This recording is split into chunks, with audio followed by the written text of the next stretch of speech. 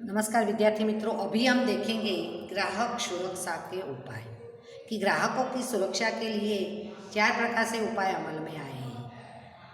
जो अभी हम देखेंगे, पहला है त्रिस्तरीय अर्ध न्यायी अदालतें। 4 प्रकार के उपाय है, उसमें से हम पहला देख रहे हैं त्रिस्तरीय अर्ध न्यायी अदालतें। तो हम देख रहे हैं त्रिस्तरीय अर्ध न्यायी अदालतें। तो राष्ट्रीय ग्राहक सुरक्षा अधिनियम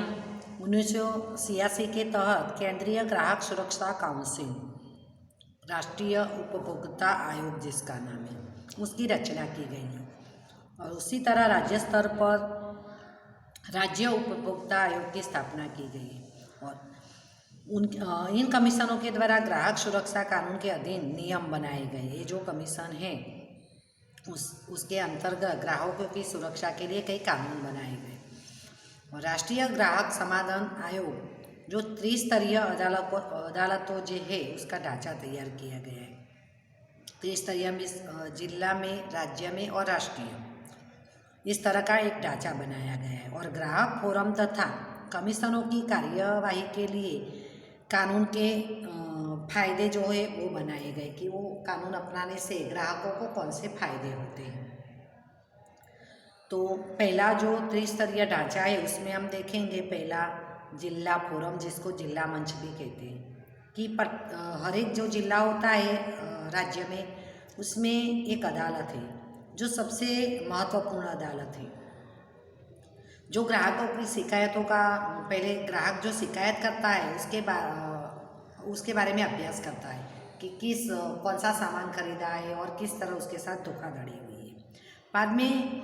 उसका अध्ययन करने के बाद उसका न्यायिक समाधान करती है, मतलब दुकानदार या और ग्राहक दोनों को बुलवाकर समाधान करवाती है, जिसकी गलती है उससे दंड वसूल करके। बाद में इस न्यायालय में अब 20 लाख तक के दावों के लिए उसकी निर्धारित जो फीस है वो भरकर अर्जी स्वीकार की जाए। अगर हमने कोई सामान या सेवा खरीदी है, वो कितने रुपए तक की, कि 20 लाख रुपए तक का कोई हमने चीज़ वस्तु या सामान खरीदा है और उसके बदले में हमारे साथ धोखा हुआ है, तो उसके लिए हम जिला फोरम में जा सकते हैं। और उसके लिए हम जिला फोरम में शिकायत करते हैं तो जो अर्जी करते हैं उसके लिए हमें निर्धारित जो फीस होती है वो हमें देनी पड़ती है 25,000। बाद में जिला फोरम के जो निर्णय से हमें संतुष्ट नहीं मिलता है तो असंतुष्ट पक्ष होता है, वो निर्णय की जानकारी होने के 30 दिन के अंदर राज्य कमीशन में उसके ऊपर हमने त्रिस्तरीय ढांचा देख रहा है कि जिला फोरम, उसके ऊपर राज्य कमीशन और उसके ऊपर राष्ट्रीय कमीशन। तो हमने जिला फोरम में शिकायत की है, 20 लाख तक के सामान की धोखाधड़ी होती है तो हम जिला फोरम में जाते हैं और हमें उसमें संतुष्ट कारक जो भी वो समाधान करवाता है वो हमें उससे संतुष्ट नहीं होता है उनके निर्णय से, तो हम आगे राज्य कमीशन में जा सकते हैं 30 दिन के अंदर। और उससे पहले मुआवजे के दावे की रकम का 50% अथवा 25,000 जो रकम है वो निश्चित शर्तों के अनुसार डिपॉजिट जमा करनी होती है। तो हमें जिला फोरम में अगर हम शिकायत करते हैं तो हमें जो उसकी फीस है वो केस लड़ने की वो 25,000 दे नहीं सकती है। या एक ये कि जो हमारे साथ धोखाधड़ी हुई है वो उसकी कीमत जो होती है उसकी आधी कीमत हम दे सकते हैं। मानो कि हमारे 10 लाख की कीमत का हमारे साथ व्यापारी ने, विक्रेता ने धोखाधड़ी की है तो हम 10,000 का है तो हम 5,000 भी उसकी फीस दे सकते हैं। आगे उसके ऊपर जो है राज्य कमीशन, उसको राज्य फोरम भी कहते हैं। तो देश में लगभग अभी फिलहाल 35 जितने राज्य फोरम कार्य कर रहे हैं और 20 लाख से 1 करोड़ रुपए तक का मुआवजा। हमने देखा कि जिला फोरम में हम 20 लाख तक के हमारे साथ धोखाधड़ी हुई है तो जा सकते हैं और राज्य कमीशन में हम 20 लाख से ज़्यादा और 1 करोड़ से कम तक की धोखाधड़ी हुई है तो हम वहाँ पर जिला फोरम में हम अपनी शिकायत दाखिल कर सकते हैं।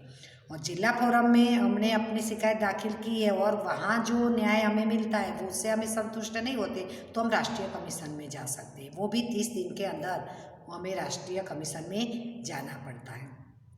और हमने राज्य कमीशन में अपनी शिकायत दर्ज करवाई तो उसके लिए हमारे साथ जितने पैसों की धोखाधड़ी उससे आधा 50% या हम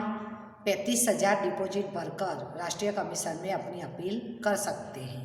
हमें उनमें से जिसमें फ़ायदा हो 35,000 से उससे 50% कम होता है तो वो भी हम भर सकते हैं। अभी तीसरा जो है राष्ट्रीय कमीशन, राष्ट्रीय फोरम जिसको हम कहेंगे कि 1 करोड़ से अधिक मुआवजा के दावा हो, यानी 1 करोड़ से ज़्यादा पैसों का हमारे साथ धोखा होता है तो हम राष्ट्रीय कमीशन में जाते हैं और वहाँ पर भी निर्धारित जो फीस होती है वो पे करके ही हम अपना जो शिकायत है उसको प्रस्तुत कर सकते हैं। 5 सदस्यों की बेंच इस कमीशन के सदस्य होते हैं और राज्य कमीशन और राष्ट्रीय कमीशन को संभव हो इतना जल्दी अर्थात शिकायत दर्ज करने की तारीख के 90 दिन में यानी 3 महीने में ही हमने जो शिकायत की है उसका निवारण लाना होता है।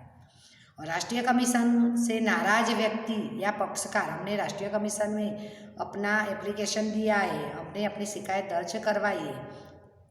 तो उससे अगर हमें संतुष्ट नहीं होता है तो उस कमीशन के आदेश के 30 दिन के अंदर हम सुप्रीम कोर्ट यानी सर्वोच्च अदालत में निर्धारित जो उसकी जो शर्तें हैं उसके आधार पर शिकायत दर्ज कर सकते हैं। लेकिन अपील से पूर्व पक्षकार को मुआवजे के दावे की रकम, अगर हम वहाँ सर्वोच्च न्यायालय में जाना है तो उससे पहले हमें राष्ट्रीय कमीशन में जो हमने अपील की थी तो उसके लिए उसकी जो फीस है वो 50,000 या हमारे साथ जितने पैसों की धोखाधड़ी उसके आधे पैसे हमको वहाँ पर डिपॉजिट करवाने पड़ते हैं, वो अनिवार्य है। तो यहाँ पर हमने जो 30 स्तरीय ढांचा देखा तो जिला फोरम में आपको याद रखना है कि 20 लाख से 20 लाख तक के दावे 20 लाख तक के दावे हों वो हम जिला फोरम में उसके लिए शिकायत दर्ज करवा सकते हैं और उसके लिए हमें उसकी फीस जो है वो 25,000 देनी है या हमारे साथ जितनी धोखाधड़ी उससे 50%। बाद में राज्य कमीशन में हमारे साथ 20 लाख से ज़्यादा और 1 करोड़ से कम तक की धोखाधड़ी हुई है तो वो हम राज्य कमीशन में उसकी शिकायत दर्ज कर सकते हैं और उसके लिए भी जो हमारे साथ जो धोखाधड़ी उसके 50% या 35,000 हमें डिपॉजिट वहाँ पर देनी होती है अगर हम राष्ट्रीय कमीशन में जाना चाहते हैं। और राष्ट्रीय कमीशन में हम 1 करोड़ से अधिक मुआवजा हमें प्राप्त करना है तो हमें राष्ट्रीय कमीशन में हम शिकायत कर सकते हैं और वहाँ पर हमें संतुष्ट नहीं होता है तो हम सर्वोच्च न्यायालय में भी जा सकते हैं, पर उससे पहले हमें राष्ट्रीय कमीशन की जो फीस है 50,000 वो पे कर सकती है या हमारे साथ जितने की धोखाधड़ी हुई जितने पैसों की उसके 50% भी हम भर सकते हैं। तो ये हमने जो है त्रिस्तरीय अर्ध न्यायिक अदालतों के बारे में देखा। अगर कोई व्यक्ति इन तीनों अदालतों में से किसी भी अदालत के द्वारा किए गए आदेश का पालन न करे तो सजा या दंड दोनों के पात्र हो सकता है, क्योंकि जो जिला फोरम ने जो सुनाया है वो पालन नहीं करता है यानी जो विक्रेता है व्यापारी तो उसको दंड भी हो सकता है या सजा भी हो सकती है। बीपीएल के अंतर्गत व्यक्तियों को, वरिष्ठ नागरिकों को और विकलांग, बीपीएल यानी जो गरीब है, बिलो पॉवर्टी लाइन जो के नीचे आते हैं, तो ऐसे जो व्यक्ति है बाद में वरिष्ठ नागरिक होते हैं और विकलांग अपंग व्यक्ति है, उनको कुछ शर्तों के अधीन फीस भरने की जो हमने आगे फीस देखी वो भरने में उनमें से थोड़ी उनको छूट-छाट दी जाती है। और जिला मुफ्त कानूनी सेवा, मार्गदर्शन, कानूनी सहायता, मार्गदर्शन और वकील की मुफ्त सेवा भी उन लोगों को प्राप्त करवाई जाती है।